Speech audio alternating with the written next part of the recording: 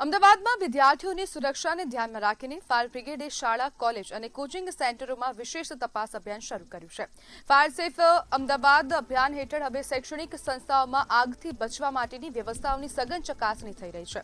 Fire વિભાગ આગ બુઝાવવાના સાધનો કાર્યરત છે કે નહીં, ઇમરજન્સી એક્ઝિટ ખુલ્લા અને ઉપયોગી છે કે નહીં, તેમજ ફાયર સેફટીના નિયમોનું પાલન થાય છે કે નહીં તેની તપાસ કરી રહ્યું છે।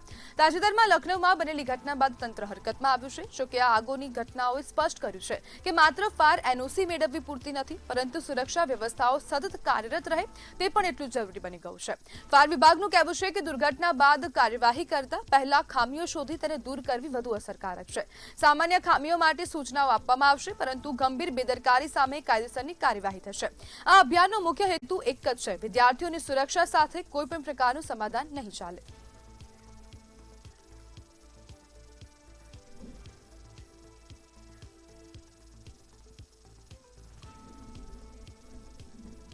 અને આજ બધા આપણી સાથે ચર્ચા કરવા માટે રાજેશ ભટ્ટ જોડાઈ ગયા છે।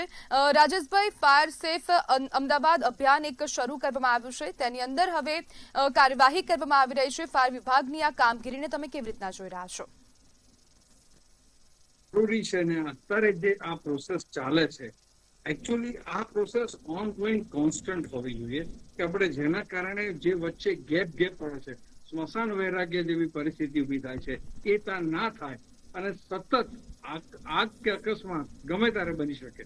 તો એ ગમે ત્યારે બને ત્યારે જે આ ભૂતકાળમાં ને હમણાં તાજેતરમાં જેટલા બી અનુભવો થયા છે કે જ્યારે જરૂર પડે ત્યારે ફાયર સેફ્ટી સિસ્ટમ યાદ આવે, હોય નહીં, હોય તો કાર્યરત ના હોય, આપણે સિસ્ટમ ઇન્સ્ટોલ કરેલી હોય તો એને ઓપરેટ કરતા ના આવડે, એના ઇમરજન્સી એક્ઝિટ પેસેજ વે આપણે બ્લોકેજ કરેલા હોય, ધુમાડો સ્મોક ઇવેક્યુએશન સિસ્ટમ એડ્યુકેટ કરેલી જ ના હોય, એક્સટિંગ્વિશર રિફિલ કરેલા ના હોય, આ બધી વસ્તુઓની જે મુશ્કેલીઓ સામનો કરવો પડે છે એ ના કરવો પડે અને આકસ્મિક સંજોગોમાં લોકો ત્વરિત એનો ઉપયોગ કરી શકે એ માટે એનું કોન્સ્ટન્ટ મોનિટરિંગ હોય, ફાયર સેફ્ટી ઓડિટ કરવામાં આવે અને લોકોને આની માહિતી આપવામાં આવે કે આપણે ત્યાં જે આપણી સલામતી માટે જે સાધનો મૂકેલા છે એને મોનિટર કેવી રીતે કરવા, એનું મેન્ટેનન્સ કેવી રીતે કરવું અને જરૂર પડે તો એનો ઉપયોગ કેવી રીતે કરવો એની પણ માહિતી એ લોકો પાસે હોવી જોઈએ। રાજેશભાઈ, હવે જે ખાસ કરીને આપણે અહીંયા લોકોની વાત કરી રહ્યા છીએ, લોકોની સુખાકારીની વાત કરતા હોય, લોકોની સેફટીની વાત કરતા હોય, ત્યારે અહીંયા એ પણ પ્રશ્ન ઉભો થાય છે કે લોકોમાં શું હવે ફાયર સેફટીને લઈને જાગૃતિ છે ખરા, અથવા તો જાગૃતિ છે તો તે પૂરતી છે? ના, મારું મંતવ્ય અલગ છે આ બાબતે કે લોકો આ બાબતે ખૂબ જ નીરસ છે, લોકોની પ્રાયોરિટી નથી। ફાયર સેફટી એકદમ લીસ્ટ પ્રાયોરિટી ઉપર છે લોકો માટે। લોકો પોતાનું મકાન, ફ્લેટ, ધંધાકીય એકમ, ઓફિસીસ કે એવી કોઈ પણ જગ્યા ઉપર જયારે ત્યાં આગળ રહેતા હોય તો એને એસ્થેટિક બનાવવા માટે, લેન્ડસ્કેપિંગ માટે, બીજી બધી એમ્યુનિટીઝનો વપરાશ કરવા માટે આપણે ખર્ચો કરતા હોય, પણ ફાયર સેફ્ટીની જયારે વાત આવે તો એક માનસિકતા બંધાતી જોવા મળતી હતી કે અમારે ત્યાં આગ ક્યારે લાગી છે, ક્યારે લાગવાની છે, તો એ લીસ્ટ પ્રાયોરિટી ઉપર રહેતી હોય છે। આ ખૂબ જ ચિંતા અને ગંભીરતાનો વિષય છે, લોકોએ આ બાબતે આગળ આવવું પડશે।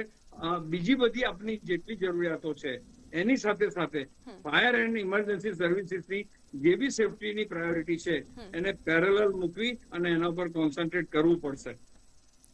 રાજેશભાઈ, હવે આપ કહી રહ્યા છો કે લોકોની જે પ્રાયોરિટી છે ફાયર સેફટીને લઈને તે બહુ જ લિસ્ટ છે, તો ટોપ પ્રાયોરિટી બનવા માટે હવે શું કરવું જોઈએ, લોકોમાં જાગૃતિ કેવી રીતના ફેલાવવી જોઈએ? Technical authority fire and emergency department દ્વારા અવારનવાર મોક ડ્રીલનું આયોજન કરવામાં આવે, સ્કૂલ કોલેજના લેવલથી આ બાબતની માહિતી આપવામાં આવે બાળકોને, વિદ્યાર્થીઓને, અને એના ઉપર એને ફ્રીક્વન્ટ એક્સરસાઇઝ કરાવવામાં આવે। આજે બીજી બધી વસ્તુઓની જે આપણે માહિતી શૈક્ષણિક લેવલે આપીએ છીએ, તો આપણે સાથે સાથે આવી આગ અકસ્માતની કે આપણે કુદરતી હોનારતોની ઘટના કે જો બને તો એમાં સલામતી પૂર્વક કેવી રીતે રહેવું, આપણે ફાયર એન્ડ ઇમરજન્સી સર્વિસીસની મદદ મળે એ પહેલા આપ કેવી રીતે સલામતીનો ભાગ ભજવી શકો એના સિસ્ટમેટિક વેમાં એના પાઠ ભણાવવામાં આવે, એની મોક ડ્રીલ કરવામાં આવે, એનું રેગ્યુલર મોનિટરિંગ કરવામાં આવે અને એને પીરિયડિક ચેક કરીને એમાં કોઈ પણ જાતનું સમાધાનકારી વલણ અપનાયા વગર કડકાઈથી આનો અમલ કરવામાં આવે એ અતિ આવશ્યક છે। જી બિલકુલ રાજેશભાઈ, જોડાવા બદલ આપનો આભાર।